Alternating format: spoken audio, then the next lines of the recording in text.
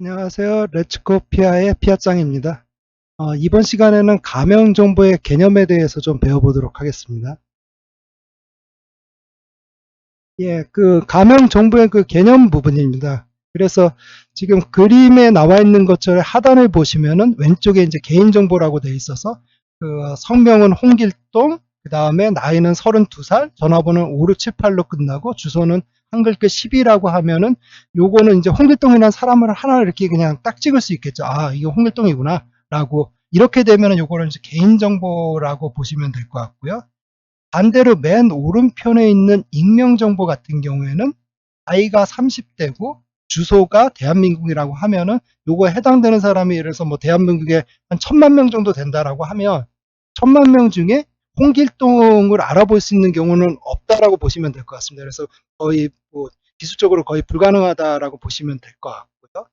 근데 그 중간에 있는 가명정보라는 게 있습니다. 즉 성명은 홍땡땡이고 나이는 30대 초반, 그 다음에 주소는 서울특별시라고 하면 이거에 해당되는 사람이 예를 들어서 한 1000명 정도 있다라고 하면은 그거 자체로는 어떤 개인을 홍길동이라는 개인을 찍을 수는 없겠지만 어떤 추가적인 정보를 넣어준다라고 하면 다시 이제 홍길동을 볼 수 있는 이런 정보들, 이런 정보들을 가명 정보라고 보시면 될 것 같습니다. 그래서 법에서는 기본적으로 그 개인정보랑 가명정보까지를 개인정보로 그 관리를 하고요. 그 다음에 익명정보는 개인정보가 아닌 걸로 보시면 될 것 같습니다. 그리고 가명정보 처리에 대한 특례 때문에 그 가명정보 같은 경우에는 통계 작성, 과학적 연구, 그 다음에 공익적 기록 목적 등을 한정해가지고 그 정보 주체에 대한 어떤 동의가 없이도 그 개인정보 처리자가 실제로 이제 그 뭐 결합을 하거나 이용을 하거나 제공을 할 수 있다라고 보시면 될 것 같습니다. 단지 그 빨간색에 나와 있는 것처럼 불특정한 그 제3자에게 제공하는 경우 또는 뭐 공개하는 경우에는 가명 정보가 아니라 인명 정보로 처리하는 것을 좀 원칙으로 한다라고 보시면 될 것 같습니다. 예, 앞에서 그 가명 정보의 개념에 대해서 말씀을 드렸었는데요. 그 개인정보를 갖다가 가명정보로 그 세 가지 목적어에서 만들 때는 정보 주체에 대한 어떤 동의가 없이 만들 수 있다라고 좀 말씀을 드렸습니다. 그래서 그런 것들이 그냥 쉽게 보면은 그 공공기관에서 만드는 건 누구든지 다 이해가 되실 텐데 공공기관 아니라 민간기관도 그게 가능하다는 이런 사실들, 그게 중요하다라고 보시면 될 것 같습니다. 그래서 그런 예제를 잘 이해하시는 게 중요하다라고 보시면 될 것 같고요. 그래서 첫 번째 같은 게 이제 통계 작성 부분입니다. 그래서 기본적으로 뭐 지자체가 편의시설 확대를 위해서 그 이용 통계 같은 것들을 작성을 한다. 이런 거는 뭐 쉽게 이해 가시죠? 근데 그게 아니라 그 민간 기업에서 뭐 인터넷 상품을 갖다가 좀 더 많이 팔기 위해서 뭐 주간 단위, 월간 단위로 판매 상품에 대한 어떤 그 지역별 통계, 그 다음에 어느 시간대별 통계, 뭐 이런 것도 작성이 가능하다라고 보시면 될 것 같고요. 두 번째는 이제 과학적 연구 목적입니다. 그래서 뭐 예를 들어서 A 지자체가 특정 관광지의 활성화를 위해서 그 유사 관광지의 상권과 유동인구 뭐 분석을 통해 가지고 그런 과학적 연구 목적으로 하는 거 이런 것도 가능하고요. 그게 아니라 그 일반 기업체가 뭔가 신상품을 내기 위해서 신상품 관련돼서 일반 고객들이 많이 사간 제품이라든가 어떤 특정 뭐를 선호하는 제품이라든가 이런 통계 정보도 만들 수 있다라고 보시면 될 것 같습니다. 세 번째로 이제 공익적 기록 목적으로 보시면 될 것 같습니다. 그래서 기본적으로 어떤 공공 지자체가 공익적 기록 목적으로 어떤 것들을 갖다가 그 보관하는 뭐 이런 것도 가능하고 그게 아니라 일반 민간 기업이라 하더라도 그게 어떤 공익적 목적이 있어서 그런 목적을 갖고 기록 보존하는 것도 가능하다라고 보시면 될 것 같습니다. 그래서 어, 어떻든 간에 이런 가명 정보의 세 가지 목적에 해당이 된다라고 하면 이게 지자체든 아니면은 민간 기업도 상관이 없다라고 보시면 될 것 같습니다. 앞에서 우리가 그 가명 정보 같은 경우에는 추가 정보 없이는 그 개인 정보를 식별할 수 없다라고 말씀을 드렸습니다. 그러면은 반대로 얘기하면은 가명 정보에서 추가 정보를 넣어주면은 그 개인 정보를 식별할 수 있다라고 보시면 될 것 같고요. 그러면은 그 추가 정보가 뭐라는 게 굉장히 좀 중요하다라고 보시면 될 것 같습니다. 그래서 그 가명 처리에 대한 정보를 보면은 기본적으로 이제 키, 매핑 테이블, 어떤 알고리즘 세부사항 이런 것들이 그 가명 정보에서 이제 추가 정보라고 보시면 될 것 같고요.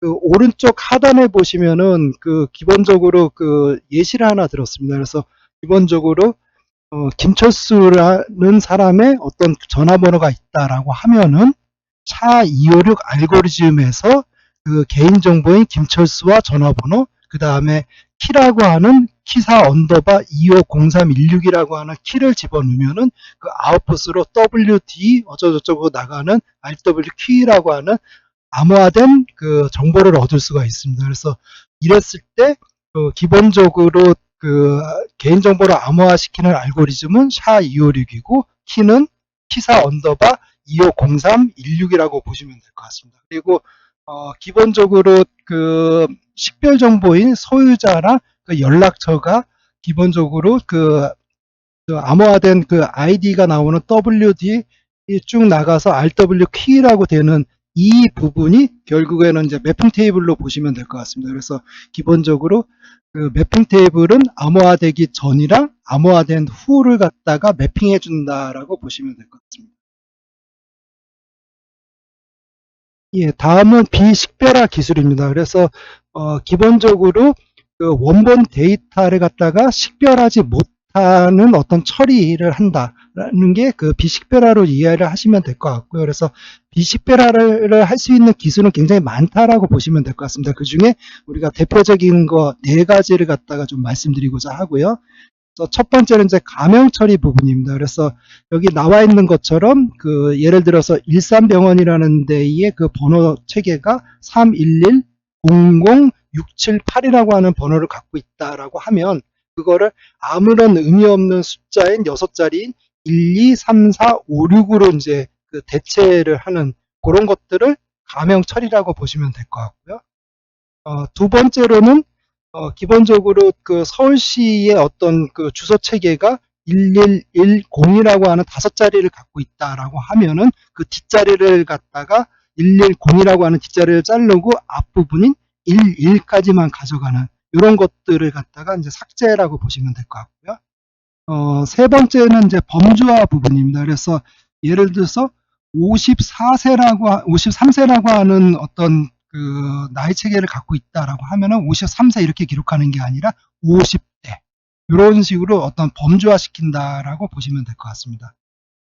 맨 마지막은 이제 마스킹 처리로 보시면 될 것 같습니다. 그래서 일반적으로 이제 그 제일 많이 우리가 인지하고 있는 게 좀 마스킹 처리 부분으로 보시면 될 것 같습니다. 그래서 예를 들어서 뭐 주민등록 번호가 있다라고 하면 주민등록 번호의 뒷부분을 다 마스킹 처리를 한다든가 전화번호가 있다라고 하면 전화번호의 뭐 중간 부분을 갖다가 마스킹 처리를 한다든가 이름이 있으면 이름의 뭐 중간 값을 마스킹 처리한다든가 이런 부분들을 갖다가 마스킹 처리라고 보시면 될 것 같습니다. 예, 다음은 익명화의 판단 기준 부분입니다. 그래서 익명화의 판단 기준은 총 세 가지가 있는데요. 첫 번째가 특정 가능성, 두 번째가 연결성, 세 번째가 추론성으로 보시면 될 것 같습니다. 그 첫 번째 그 특정 가능성은 주어진 데이터를 기반으로 특정한 홍길동을 찍을 수 있다라는 부분으로 보시면 될 것 같습니다. 예를 들어서 일산에 사는데 40대 초반이고 그 직업이 정치인이야 라고 하면은 그러면 이거는 A 사람이네 라고 이렇게 찍을 수 있다라고 보시면 될 것 같습니다.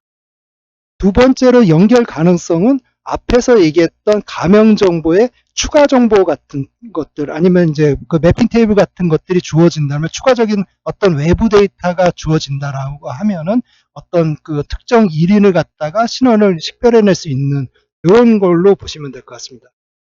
마지막 추론성 같은 경우에는 이렇게 보시면 될 것 같습니다. 예를 들어서 취미가 낚시랑 농구고 발 사이즈가 예를 들어 300mm 이상이다라고 하면은 남자나 여자 가능성 중에 남자일 확률이 굉장히 크겠죠. 그래서 그런 식으로 이거는 남자구나 라고 이렇게 추론을 한다라고 보시면 될 것 같습니다.